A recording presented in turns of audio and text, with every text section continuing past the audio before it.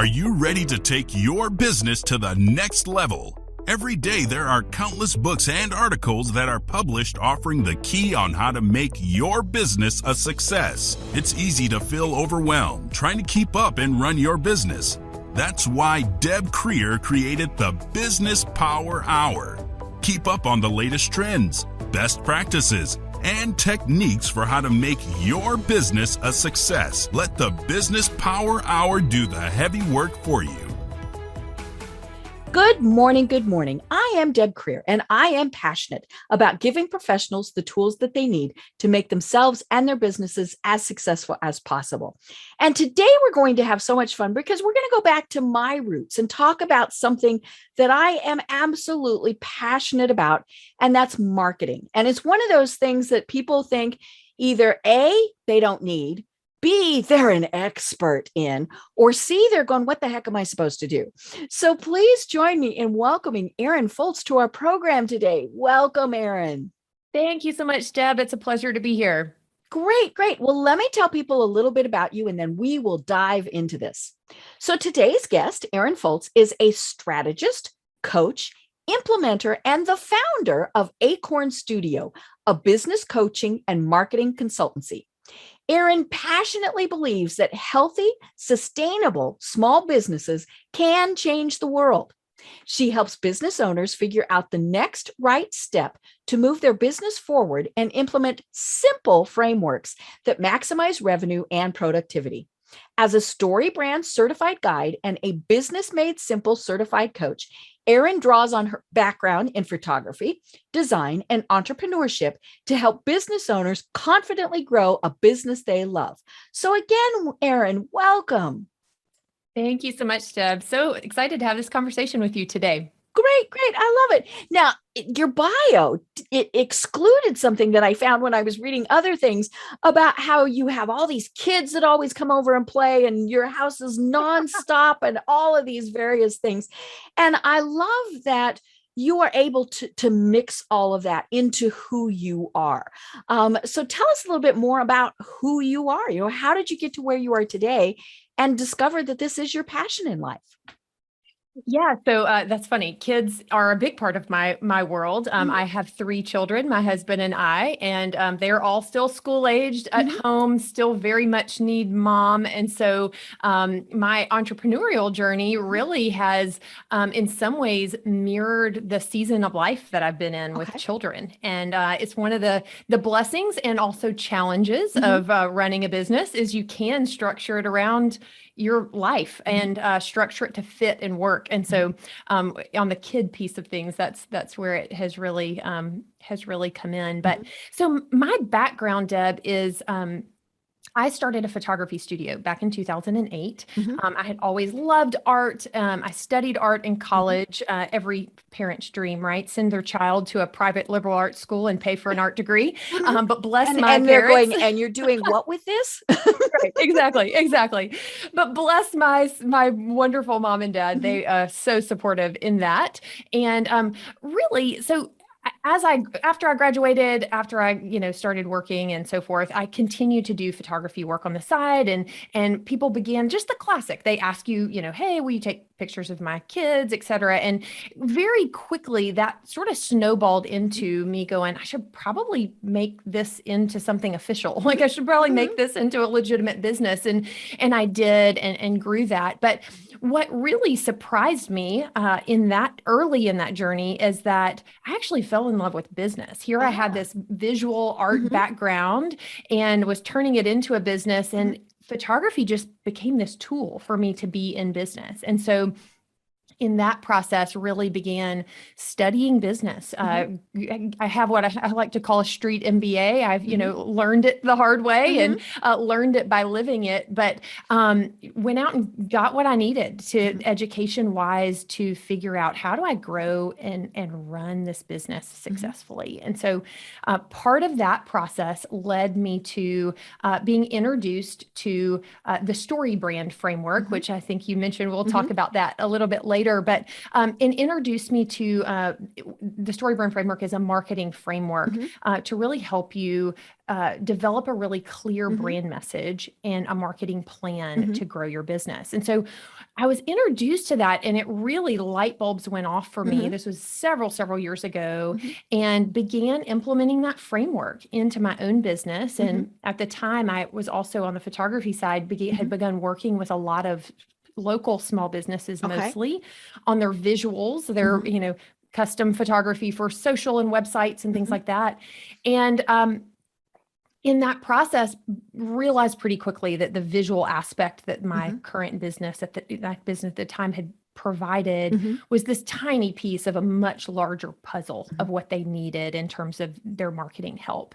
And so as I was implementing this new messaging framework and plan into my own business and seeing great results, I began sharing it with my clients and saying, hey, let me help you implement this. And so that was really the road that got me to today, which is I don't do any photography anymore and only do marketing, brand message development and marketing consulting and work for my clients. But kind of like many entrepreneurs, that never a straight line, kind of a winding road along the way that has evolved and pivoted, and really, really love the work I do, getting to help and grow small businesses, because I do, like you said this in the intro, but I think that they really can have such a massive impact on our communities and on our world. So, and we're always going to need some of the big box type of things, but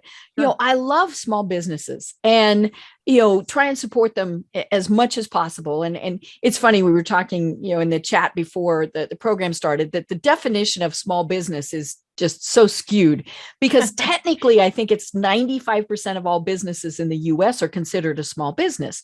Well, you can't tell me that somebody operating out of their spare bedroom is the same as a multi-million-dollar business. I mean, there's just so many differences. And so it is the people out of their bedroom, they might have a small office space, things like that. They're the people that need the help the most. And so many times what I see is they as I was saying at the start, they either think they don't need it, they know everything because they read one article on it, right? Or, they're just so mixed up that they don't know what to do. And they're trying to run their business. They're trying to sell their widget. They're trying to do those various things. And marketing is an afterthought if they even think about it. They might think, gee, I need a website. I might need a Facebook business page. What the heck is TikTok? All those things. But the biggest thing is they never sit down and think, I need a consistent message. And, so how do you work with people on that? Yeah, it's a great question. And I love that you make the distinction of kind of the three camps that people can fall in as it relates to their perception of marketing. And you're right. So many people start businesses, and this is true of, I'm thinking through kind of the catalog of people I've worked with. I cannot think of a single client that I've worked with that this has not been true of, but they start a business because they have a widget or a skill set service they're trying to bring to the world. Right. And when they start it, they go, I have a passion about, providing this service or this thing that I'm selling. Becoming a marketing expert was not on the list of whys to start a business, but it's necessary, especially if they're going to be sustainable long-term, right? And so when I'm working with clients, the first thing we want to find out, and because like you said, small business is such a huge range. The definition can mean a lot of things to a lot of people. But first it's starting going, what's the business you're trying to build? Okay. Because your marketing strategy, there's foundational marketing strategy. There's sort of the key things that every business that's going to have a solid marketing plan, you're going to have some key things. You need a clear message. You need a website, a website's not an option anymore, right? In our day and Right. age, Especially when you can easily do a one-page thing, it's not a big deal. Yeah, absolutely. So all of those are like kind of the given you have to have, but depending on the kind of business you're trying to build that's going to inform your marketing strategy. What's the plan you have in place? So if you're a solopreneur or very small team that has zero, desire to scale and grow, a large company, well, your marketing plan is going to look really different because you only need so many customers, clients to come on the door, right? Versus somebody who's selling, and that's often service-based businesses typically fall in that category. But if you're selling widgets online that scales and you're going, hey, how many, I need to sell as many of these as possible. Well, that marketing strategy is going to look a lot different, right? And so the first place I always start is going, okay, what's the business you're building? What are your goals? Where are you today? And what are we trying to get to? And now let's map the plot, plot the points to get from current reality to future vision of where they want to go. So that's always step one. Because I see a lot of businesses make the mistake of going, well, this marketing guru said I should do this, and I'm supposed to be on this social platform, and I'm supposed to do this. And it's like, or you want me to think about where I'm going to be in 2 years? I don't know where I'm going to be in 2 weeks. Right. Yeah. How dare you? No. Yeah. So getting clear on that's a step that a lot of businesses skip, unfortunately, and go after shiny object syndrome, just doing the next thing that they see out there with zero rhyme or reason, or it does not fit into an overall plan or strategy. And when that happens, you're spinning your wheels and wasting time, money. Time. I mean, that's exactly. That's it. Exactly. So that's always step one. Step two is developing a really clear marketing message. Okay. What is it? What are the words you're using? Like on your website, in your social media, on your sales calls, in emails, in ads, what's the underlying message that you have? And is it consistent? Is it clear? Is it making it really clear what it is you do and how you can make your customer or clients' lives better? And so we develop that. And really, that's where I mentioned earlier, Storybrand, but that is a messaging framework that I use. It's sort of this secret sauce behind the work that I do. That's a framework I walk clients through to develop a clear brand message. What that framework is it uses story, which our brains as humans were designed to respond to story. We like stories. We love stories, and we automatically pay attention when a story starts, right? And so as brands, as companies in our marketing, we can either talk at people, we can say how great our product or service is, or we can invite people into a story. And it's not a story about your business. It's not a story about why you're so fantastic or great. It's actually a story about your client, about your customer, and saying, hey, I know what it is that you want. Like, I see this thing you're trying to get, this problem you're trying to solve. I see the problem you're up against, like why you're having a hard time getting it. And I can help. And we play this role of a guide that comes up alongside our customers or clients to help them overcome the problem, whatever our company is designed to solve. That problem we're designed to solve for, we can have a clear message that helps them overcome that problem. And then from there, making it really, really easy for customers to do business with us. That's a huge thing. And then having a really clear call to action. So they're taking the next step we want them to take to move forward in doing business with us. So step one and step two is always, what's the business you're building? Let's develop a marketing plan to help you reach your specific growth goals. And then let's get your story straight. Let's get the words right to make sure you're attracting the right people. And then from there, we begin applying it to website first, almost always, and then all of their other marketing collateral. Right. And probably one of the biggest mistakes that I see people make is their story changes depending on who they're talking to.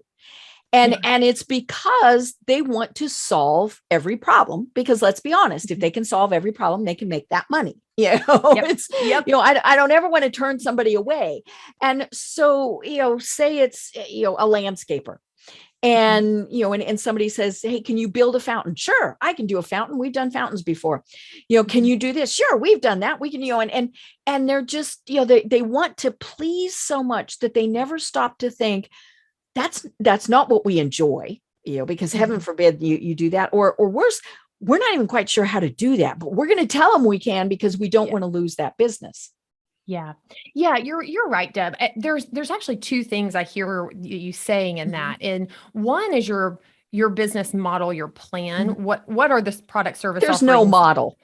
Right. What are the products and services that you're offering?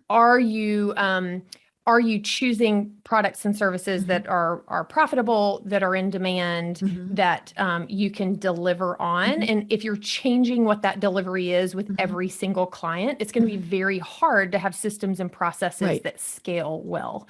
So you just have to go in with your eyes wide open and either choose that if you truly are going to be a completely custom solution for everything that you do.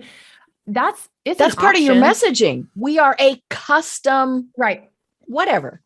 That's right. That's an option. But from a business model perspective, there are inherent limitations that come with that. From a messaging perspective, though, you go, okay, you need to be known for solving a specific problem. You might solve 45 problems. In fact, most businesses do. Right. Most companies solve more than one problem. But from a marketing message perspective, you want to be known really clearly for solving one problem. Now, it can be a high level umbrella sort of problem that encompasses everything else. So I love your landscape architect example. I actually worked with a landscape architect, so this is perfect. I can give you an example, but the message that we ended up landing on for him, because he can solve a lot of problems. Every job is custom that he does, right? You go into somebody's home, you figure out what they want. Every job's totally custom. But the overall message is, let's transform your outdoor space into a place where your family makes a lifetime of memories. Perfect. So yeah. So we're talking, it's an overall message that is solving a problem for somebody. What I love about his particular message where we land is it really taps into an aspirational identity. This is where great marketing message, if you are tapping into a deeper identity want for what your customers want, not just hey, we know you want to fix your yard problem, but we know you want to make great memories with your family. You want to be the home that facilitates that. When you can tap into that deeper kind of identity message, then your marketing message gets a lot more powerful as well as clear. And so you're right. Being known for a specific problem is key. And then once you get somebody in the door working with you, then you can kind of open the back door and go, oh, but we actually solve and by the way, these. Yeah, absolutely. So, but it is tempting to go, I don't want money to walk out the door. Oh, we can do that. Yes, we can do that. And we can do that. And our message becomes watered down because it's not focused and clear. Right. Well, and then it makes it hard, if not impossible, for other people to refer to you, because somebody might say, hey, I need a plumber that can do this. And you're like, well, I know a great plumber, but he did that for me. And I mean, all these various things, we want people to be able to say, I know a plumber who did a great job for me. Give him a call. And so it's of course, word of mouth is one of the best marketing aspects that there are. And, and I always have people who say, well, but how can I control word of mouth? Because it's, just two people talking. Well, if you've been clear in what you're providing them with the messaging, then they know what to say when somebody asks them. Bingo. That is it exactly. So marketing is an exercise in memorization. And so when we as brands and companies are really clear and consistent, that's the other piece, clear and consistent in our message, it might feel like we are a broken record saying the same thing over and over and over again, right? But it can take 7 and 8 times, studies show, before somebody ever actually hears and remembers what you've said when it comes to a marketing message. So if every touch point we have with potential customers, we are communicating a different message, they're never going to remember what the message is. But if we're clear and we're very consistent in that, not only does it help on the first interaction you have with a customer, it helps internally with your team. Everybody on your team is communicating the same message. So no matter who somebody has an interaction with on your team, they're getting a consistent message. And you do begin to control what referrals people say, because you've given them the words to say. And you've said it so many times, so consistently, that it's really clear in their brain exactly what problem you solve and what you do. And that's where clear messaging and where referrals become very, very powerful, is when you compare it with giving them the words to say. So when they do talk about you, they're communicating the right thing. That's when things it's not really, Erin really has explode. some type of marketing firm. Right. Not helpful. But but if you're not sure how to talk about what you offer in a clear way, Erin can help you with that. She can give you the words to stay in your marketing. Now it's gotten clear. And you think of it even, and forgive the dated metaphor, I use it all the time, but we want customers, clients to be able to put your business on a really specific card in the Rolodex of their brain. Like Rolodex is dated metaphor, we but know what they still are. Category? What category do you fit in? So people do, they can recall you at the right time. Yeah. And messaging does that. That is knowing who your market is, and I've shared this story before, and I'm going to share it again. I was at a networking event, and you go around, you tell your 30-second spiel, and this woman represented a skincare product line. And so when we said, who is a good client for you, she smiled sweetly and said, everyone, because everybody has skin. Everybody has skin. Everybody has skin. But that meant that if somebody, we could not refer to her because it just confused us. And so we worked with her and got it down to a really fine niche. And so her message was, I work with 16-year-old boys who have acne. Right then, every single person always knows a 16-year-old boy. Now, they might know a 16-year-old girl who has acne. So, it's probably going to work for them, or, things like that, or acne might trigger in their mind somebody to refer to. But, then we all could think of somebody to refer to her. And it's funny because there's a skincare product line now that's been advertising, and it is back to saying, because everyone has skin. And I thought, you don't know, even if you're the consumer, it's like, well, can you solve my problem? Right. I don't know. And more importantly, I'm going to go to the person who does say they can solve my problem. That's right. Yeah, that's right. It gets watered down. Well, and I think there's this misconception that if I do get too specific, that I'm going to lose out. Like I'm going to lose out on business. But the reality is if you are really specific in the problem that you solve and really clear about it, yes, people are more likely to refer you because they know the 16-year-old boy, in your example. And it doesn't preclude people that are kind of on the fringes of that. A 40-year-old woman who has acne is going to go, you know what? I can probably talk to them. Exactly. I bet they can help me. Yes, that's exactly right. Exactly right. So I have yet to be in a business that when they got really precise and clear in their messaging, things went badly, or they started losing business almost immediately. There was an uptick because they were really clear. Yeah. And unless they somehow picked the wrong thing, and I have seen that happen where people went, okay, the money is there, so that's who I'm going to market to, but they couldn't fulfill that need. And so, they were a mid-level type of company, and that was where they needed to be. They were not a high-end provider. And so it really, but again, that's back to being clear about your messaging. Who do I want to serve? That's right. And it's not everyone. I don't care what product or service you have. It is not everyone.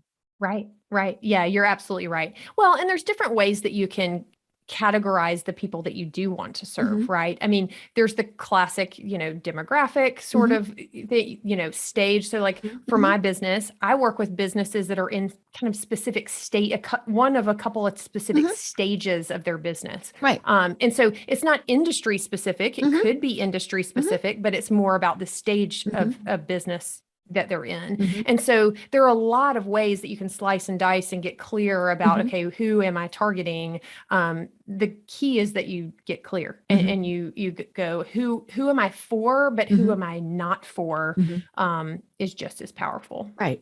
Right. And, it's nice if that's not something you do, that you can refer to somebody else. I was talking to somebody one time, and they are a marketing firm that specializes in working with dental offices. Now that's pretty gosh darn specific. Yep. And they stuck to it. It wasn't, okay, so you're a chiropractor, so I'm going to work with you. And, no, they would only work with dentists, and they were busy all the time. I mean, it was just one of those things, but because they attended industry conferences, I mean, they got to be known as the marketing firm to go to, but they also had a list. And so they could say, you know what, Mr. Chiropractor, Dr. Chiropractor, we're not who you can work with, but we can recommend boop, boop, boop, and give them several other companies. Yeah, absolutely. Well, and that's, there is always enough business to go around. Like, I firmly believe there is always enough business to go around. And so it serves your business and it serves the client better if there's a good fit there. And so if there's not, to have somebody that you can refer out to, I do that with my business all the time. People come in and I go, we're not quite the right fit, but I know who is, and I'll happily make the referral because your success depends on it just as much as my success does. And when we have that view, I think everybody wins in that scenario. And it is hard, especially when times get tough. You think, I have to take any business that comes in the door. But, let's be honest, there are times where you have to think, okay, I got a mortgage I got to pay. So I'm going to have to do this. But, you're not going to be happy. You're probably not going to give 100%. They're not going to be happy because they knew they didn't get 100%. So if at all possible, pass it on. Yeah. Yeah. And I think a great distinction to make in this conversation, Deb, is that some of what we're talking about, it depends on the stage of business that you're in. Right. If you are, like if you're in the early days or you're trying to still kind of figure out that product market fit and see where you land, it does make sense to take on a lot of different, because that helps you to decide, oh, this is what I want to do. That's right. That's right. And so that is part of the process. But at some point, you have enough data points and enough experience to go, I'm really clear on who I want to work with, and I'm also really clear on who I don't want to work with, and you can begin narrowing the focus. But it doesn't often happen from day one. They could, but especially in service businesses, I find, unless you're just really clear on an industry you want to serve, and that usually happens because people have had experience in that industry. There are reasons for that progression into a really specific industry typically. But otherwise, there is a kind of a trial period to figure out who is it that you want to serve. But once you get it figured out and you have, commit to something, not that you won't make small pivots along the way, but commit and move forward, and you'll see traction faster that way. Right. So, and things change. I mean, it's still in a pandemic. And, I think restaurants would probably be one of the best examples of an industry that absolutely had to make some major pivots. When people could no longer go in, or only half of your tables could be full. You had to decide, okay, are we going to do delivery? There's a place by us that built a drive-through window. That was something that 2 years ago they would have never considered. But also what they did was they took their 30-page menu and made it like 5. And it was, some of those are hard choices, but you need to sit down and think, okay, everybody, we get one order for this once a week. Let's not offer it, or if somebody asks for it, okay, we can do that, but take it off the menu. What's going to be the things that save time? What can we do the most quickly? Is this what is it that like flambe something or lobster flambe or something? That's like a 2-hour long creation. Okay, that's not going to happen for a while. And so that, I think that's why a lot of times we saw it. We also saw that with, people who were used to going and seeing their clients and being in the same office with them. Okay. We're going to pivot and we're all going to hate that word in a couple more years. Right.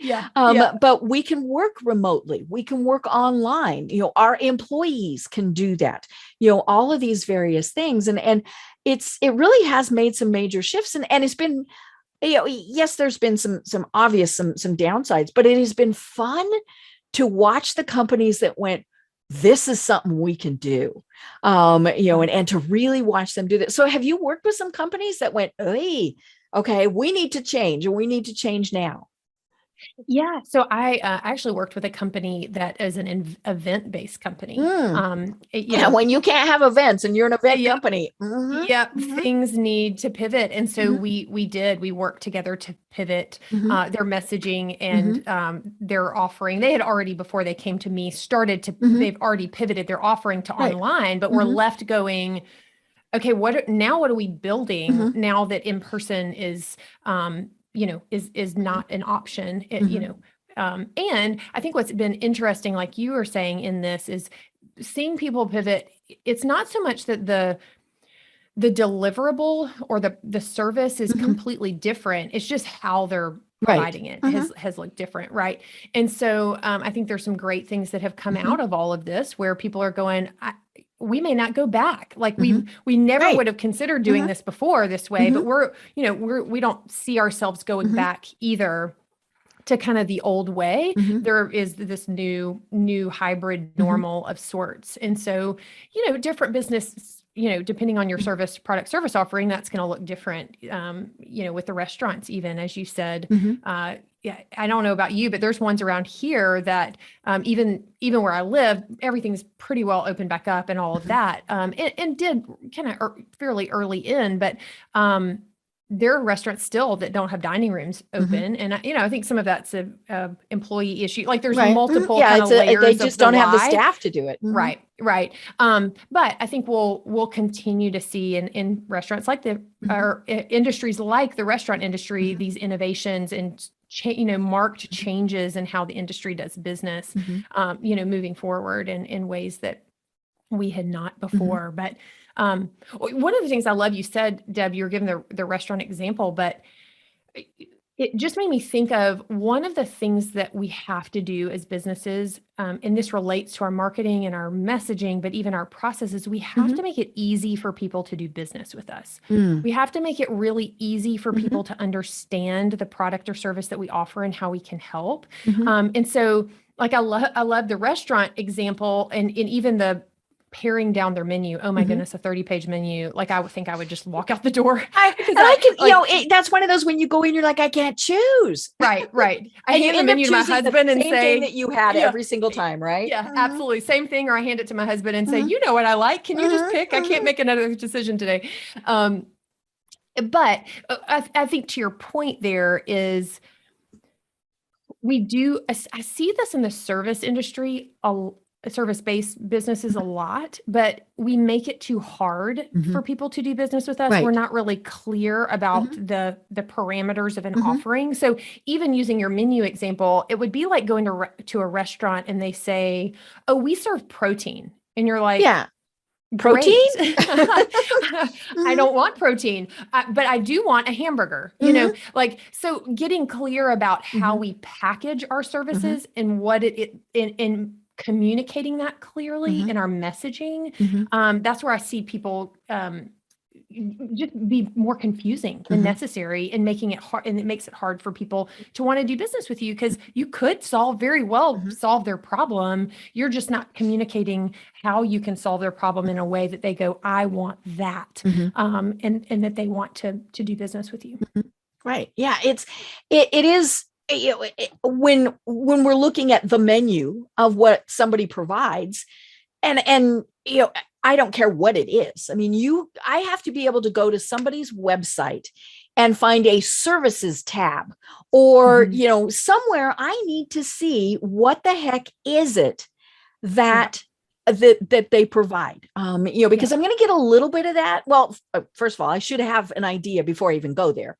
But then I want to know specifically, okay, do they do this? Can they help me with this? A roofer. Can they provide emergency service? Do they only do, can they do my 2-story house? Do they do residential? I mean, all of these various things, I need to find those. And maybe it's not a menu, but it's in the description. It's in that messaging where I can look at it and go, oh, okay. One of my favorites are realtors. When I, it's like, okay, there's residential and there's commercial. And then there's, of course, lots of things that fall in between. And I always, it's like, okay, if I'm looking for a residential realtor, I don't want to get lost on somebody's website that only does commercial. And so provide that information to make it easy. It comes back to the KISS principle. Keep it simple.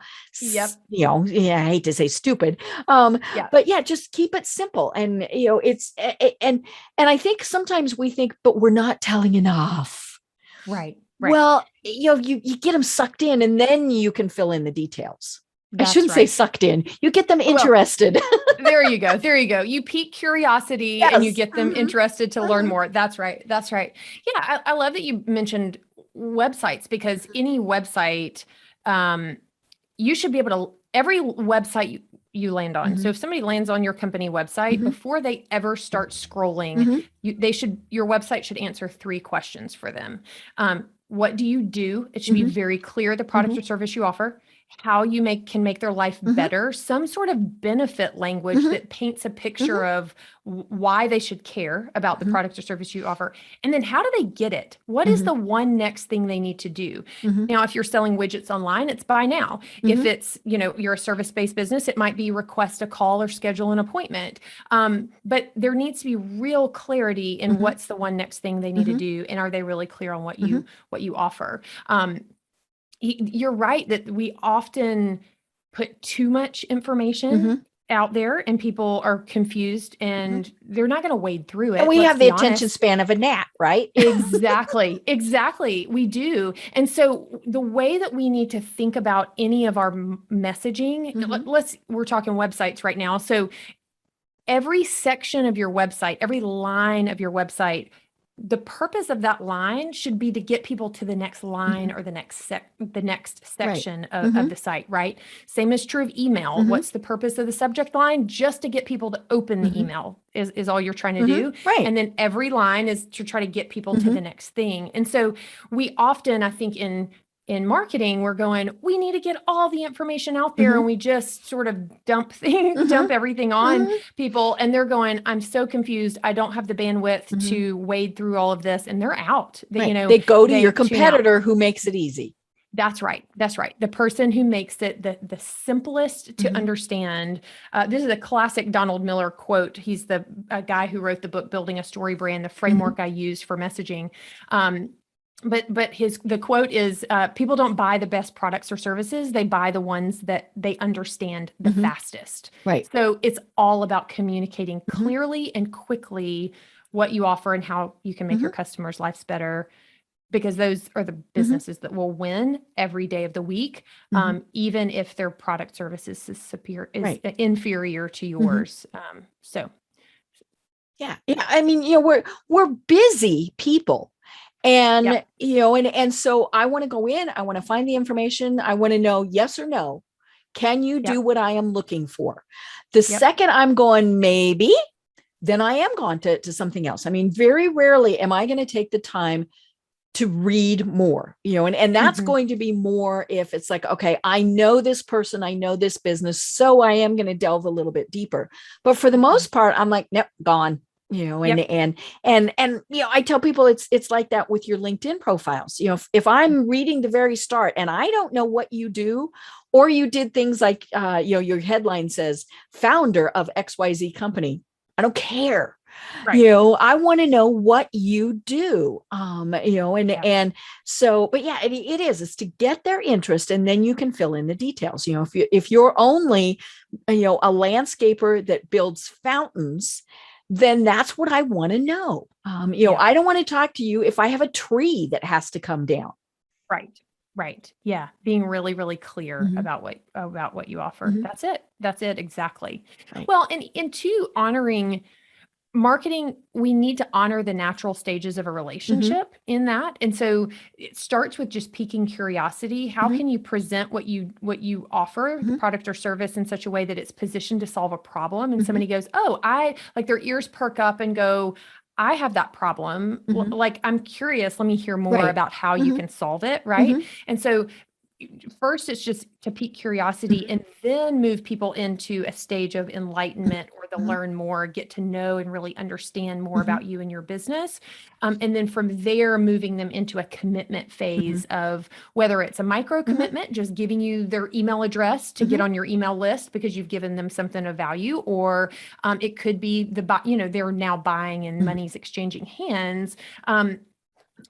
But our marketing should honor those stages in any piece of marketing material, whether it's an email, whether it's our website, whether it's a social media post.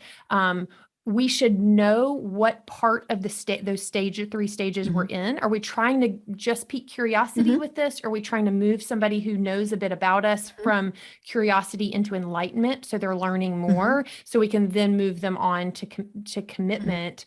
Where are we in the three stages with any piece of marketing collateral or content we're putting out there? And what's the purpose of that particular piece of content is very helpful to know, because it helps you stay within the lanes, like stay within the why of that particular piece of content. Right.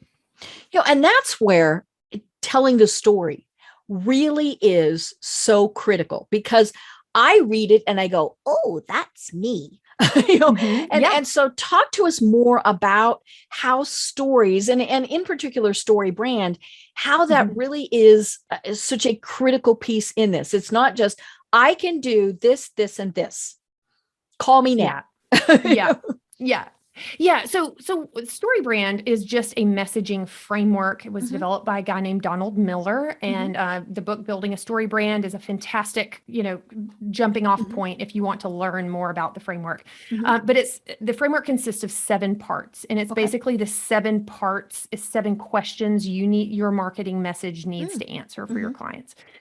But what it's doing is if you answer those 7 questions, or kind of 7 parts of the framework, you're developing a story is what you're doing. So you start with your customer. Who are they, and what is it that they want as it relates to your product or service? You're defining that. They are the hero of your story. Your customer is. Then you're saying, so you're communicating, hey, I see that you want a yard that you can make great memories with your family. In order to do that, you need a landscape architect that can design you, something that you love. But there's a problem that's getting in the way of that. The problem is it's an overwhelming process. You don't know where to start. I don't know how to do it. Right.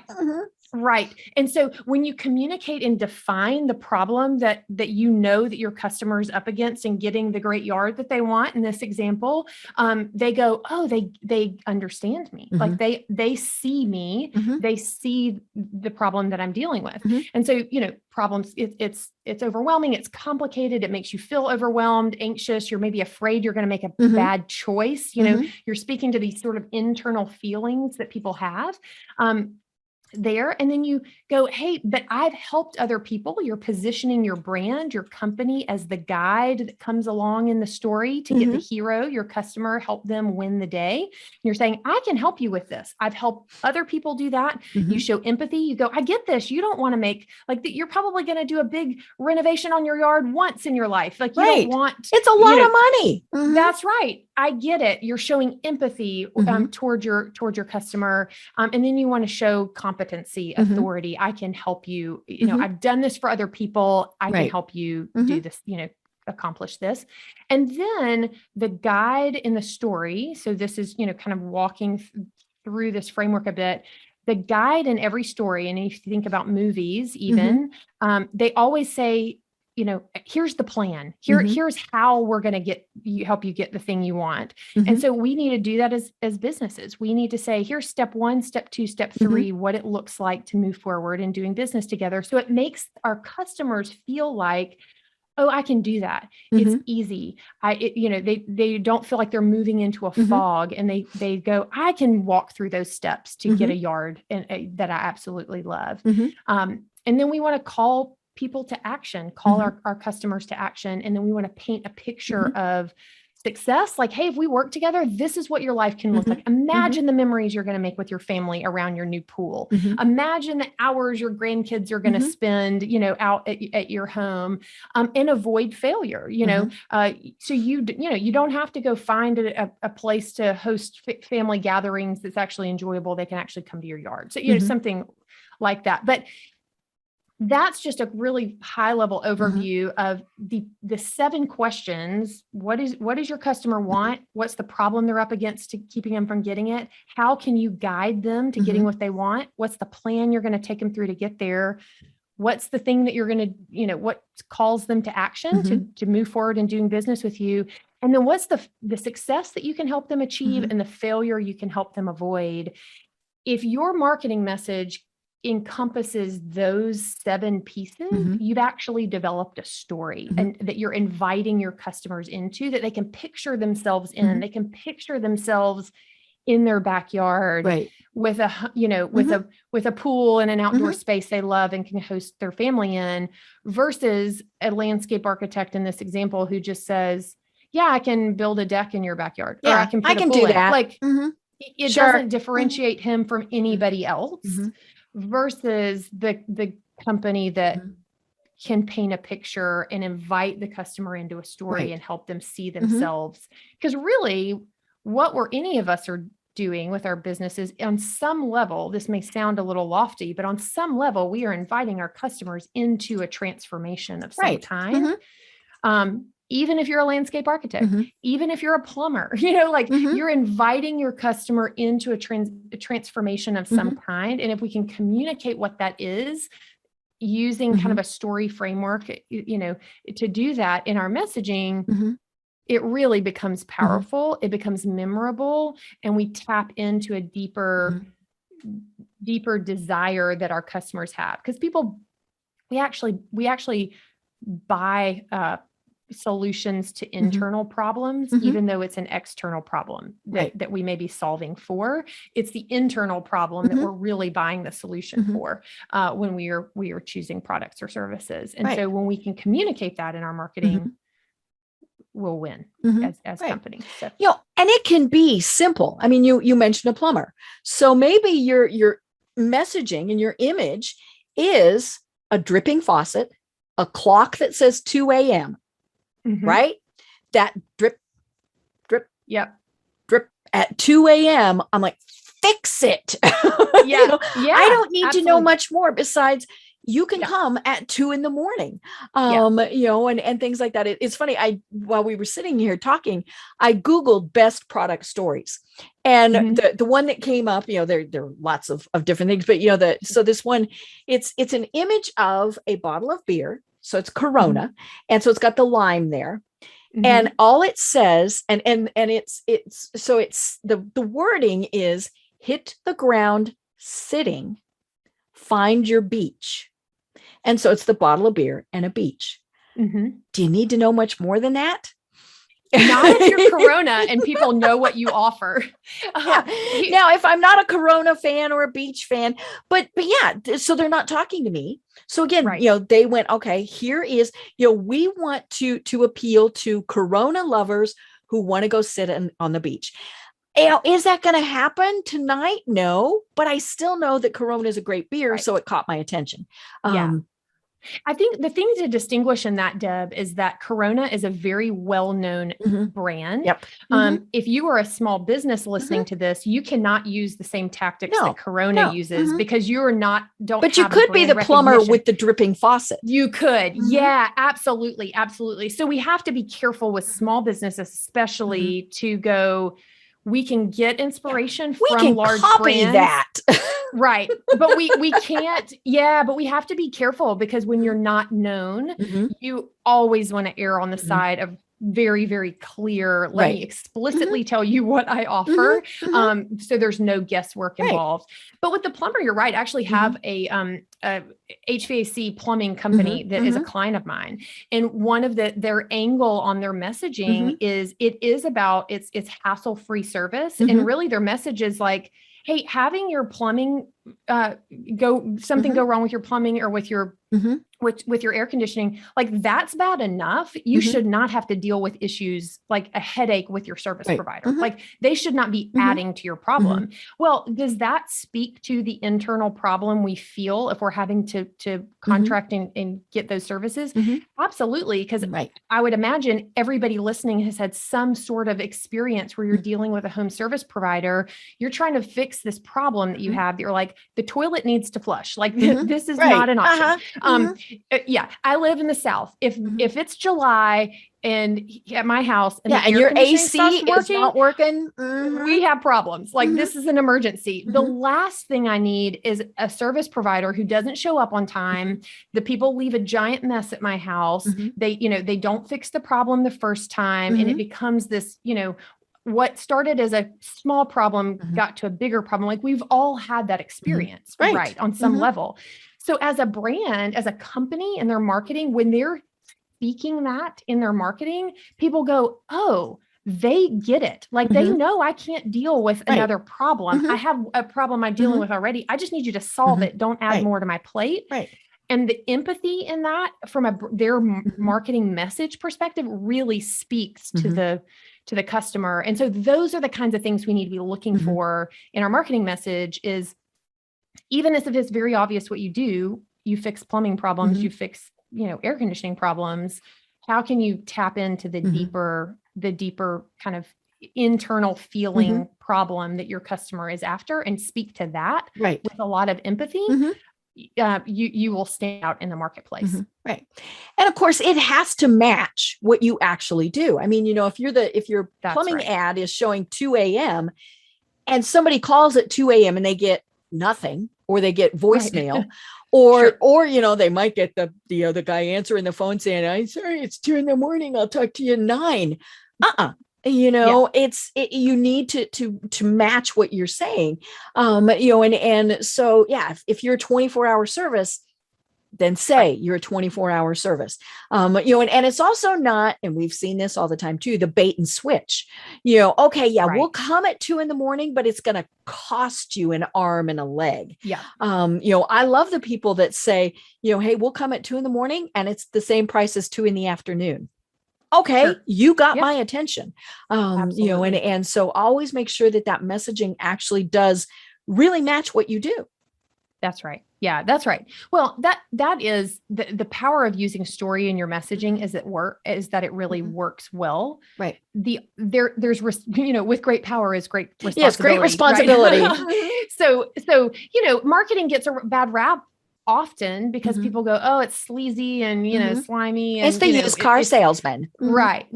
But when done well and done with integrity, like that, that's not even a question when I'm working with clients is we're not going to communicate a message that is not integrous with what you actually offer and deliver, like not even an option. So with that said, as a foundational assumption that's what's happening, then yes, using story in your marketing it really will draw people in a way that, that other options don't. Right. And to do it well means you're making your customer the hero of the story, and you're positioning as a guide. That's a classic in the kind of the story brand framework world that I live in. That is such a critical distinction, because another mistake I see businesses make all the time is they always lead with, here's how great we are. Here's how fantastic we our have service is. 500 clients, whatever. Right. That, or they lead with like their company history, which nobody cares. Like your clients don't care about that. All they care about is how you can help them. So if you're talking about, who started the company or how long you've been around or, whatever, even if you're, and this is interesting, mission-driven companies, that's fantastic. There are so many good things happening with mission-driven companies. And if your mission takes precedence over actually communicating the problem you solve for your customer, the mission is getting in the way of reaching the customer. And so you have to be careful of that as well, is that if you go too hard on the mission and the why, it is important. Like, don't hear me say that it's not important, because it absolutely is. But it has to be balanced well with really clearly communicating how you're helping your customer. Otherwise, you've made it too much about yourself and the mission, and not about the people that you're actually trying to reach. I mean, food would be another good example of that, where, you're saying that you locally source, that it's antibiotic free, all those things. And those are great, because there are definitely people who are looking for that. But I want to know, can I get a good burger? That's right. That's right. Yeah. And then, if it's from locally sourced antibiotic-free beef, that's better. But I want to know that first thing. Can I get a good burger? No. Okay. And then I go on. That's right. That's right. Well, oh my gosh, Erin, this is why I set a timer, because we could go on like this forever. Because to me, it's just such a fascinating subject. And more importantly, I think it's something that needs to be discussed, because people struggle with this all the time. So, if somebody is struggling, or not even struggling, if they're just thinking, I'm ready to go to that next level, tell us about how they reach you and connect you, and then the services that you provide. Sure. So the best place to find me, my website is acornteam.com. And if you go to theacornteam.com/business power hour, I will put some resources for your listeners there that they can grab. And so would love for them to grab those. Just like a marketing a checklist of what needs to be included on your website, how to get started in developing a really clear brand message, some questions you can be asking. I will have that there. Okay. So that's the best place to find me. I'm LinkedIn, Instagram, Erin Fults. Fults is with an S on the end. I know it's not a Z. I kept mistyping it. Yeah. Fults with an S on the end. And I would love to, I always start with just hopping on a call with potential clients who go, hey, I need help with my marketing. I know I need to up level. I know my message is not as clear as I want it to be. I'm not really operating out of a plan. I'm just kind of marketing by the seat of my pants. We'll hop on a call, talk through what's working, what isn't. And I can make some recommendations on next steps and see if it would be a good fit to work together. I do one-on-one done for you work. And I also do some coaching through like the Storybrand live stream workshops happen several times a year. There's one coming up in September 20th and 21st, if you happen to be listening before that, but coaching a small group of folks through that. So several ways we can work together, and would love to connect with anybody who goes, I did not get in business to become a marketing expert. I really need some help. I can help. And I mean, that's the thing is, we didn't, most people, even those of us that are in marketing, we don't want to be that expert. I want to sell my widgets. I want to do, provide a great service. But how do I do it? And that's the key, is that is when you need that marketing message. And, there's frequently you need to reach out and ask for help. I mean, we see it happen every once in a while, but most of the time people have worked with others, and that's where it's great to have a resource like yours. And so again, it's theacornteam.com, and Erin Fults with an S. So, this has been absolutely fascinating, and I've been having so much fun. Are there any final thoughts that you want to leave everyone with? Yeah, I would just say, remember that clear messaging with your marketing will win every day of the week. Mm-hmm. And marketing is a exercise in memorization. So if you're not clear on the message you want Mm-hmm. your customers to be memorizing, do some work. Go get the Building a Storybrand book by Donald Miller. Mm-hmm. If you want to start there, give me a call, find me on social. And it's work that is foundational work that people Mm-hmm. skip often, but the people who don't skip it, the companies that don't skip it, really see a massive difference in the growth and success of their business. Perfect. I love it. And we want everybody's business to grow.